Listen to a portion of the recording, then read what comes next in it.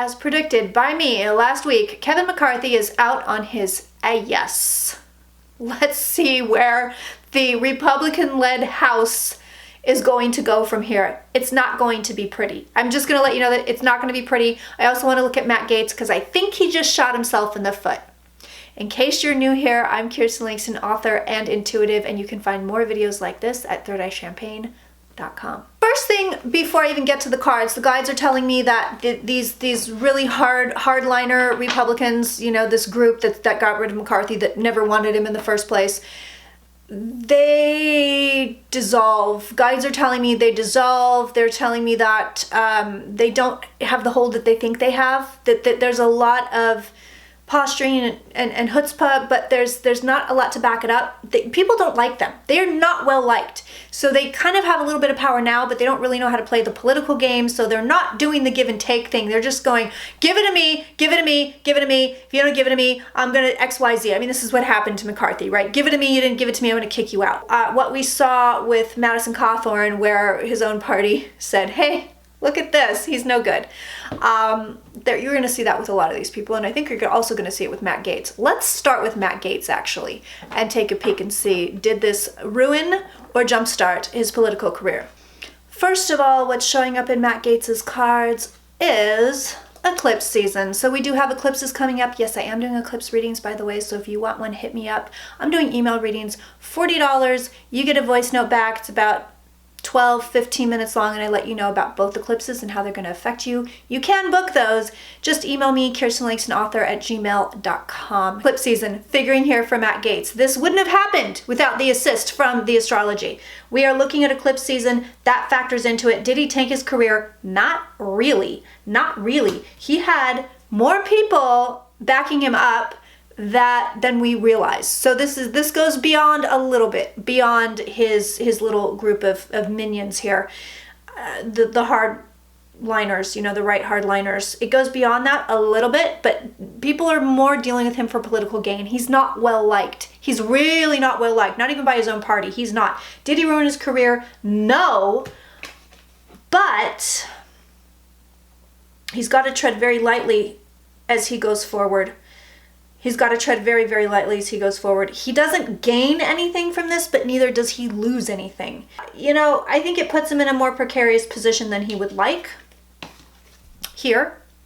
But at the end of the day, he keeps on trucking. So this move, I think he thought, well, part of it was, again, give me what I want or else. So that was a huge part of it. That's kind of their little, you know, the way they do things. This little faction of the Republican Party. Give me what I want or else. That was part of it. The other part of it was, I think he thought it was going to get him political gain, and it's not. It's not. It's not hurting him per se. Again, it might hurt him momentarily. He's really not well liked. We gotta look at Jim Jordan, who's put his name in like, I want to be speaker, and Matt Gaetz is like, we should elect my mentor, Jim Jordan, as speaker.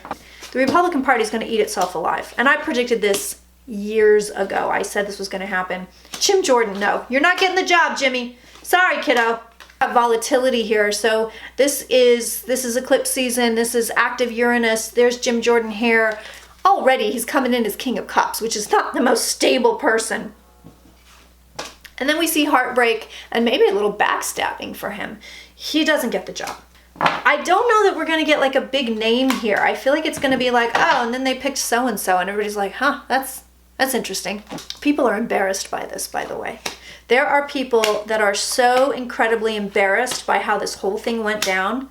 McCarthy, of course, is among them. We're going to take a little peeky at him. But if these cards show any movement, I will be shocked. Shocked, Rick. I'm not saying the amount of turmoil that I thought I would see.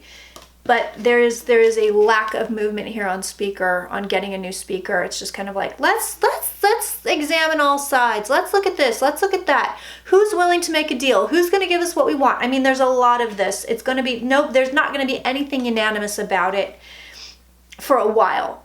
There's a lot of people, well, and it's like, no, nobody wants any of you. They're going to stand still for a bit. So if you're expecting something in a week or two, I wouldn't. All of these people in this Republican Party right now in the House, they are in a defensive position and they're all keeping secrets and lies from each other. They are not working together. They're not working cohesively. There is an idea of separatism here. And then you have these cards that are very interesting because you do have your Trumper faction trying to kill the Republican Party. Literally, they're trying to kill them by burdening them. And then raising anew as the all Trump all the time party. That is the attempt being made here.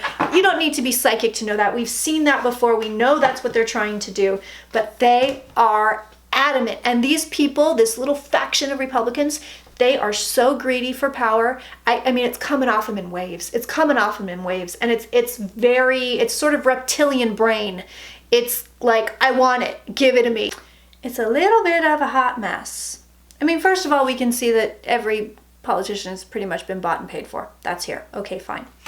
Then we see, again, these hard Trumpers trying to bring in a new era of Trumpism.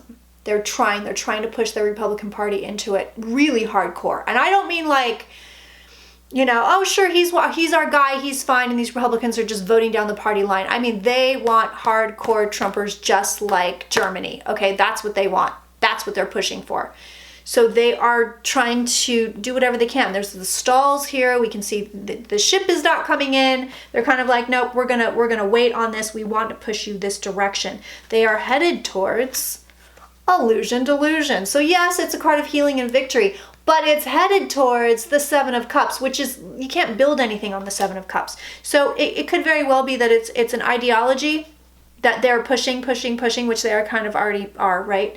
But they're not going to get anywhere. This house, right now, they're just going to sit still. They're not going to get anything done. They can't push what they want through. Really, nobody can. I mean, really, the whole damn thing is at a standstill, and everybody's just sitting here. You can rest assured there's going to be some very ugly things coming out, some really nasty mudslinging. Be prepared for it because it really is a house divided. If you enjoyed this video, you can find more like this at Third Eye Champagne.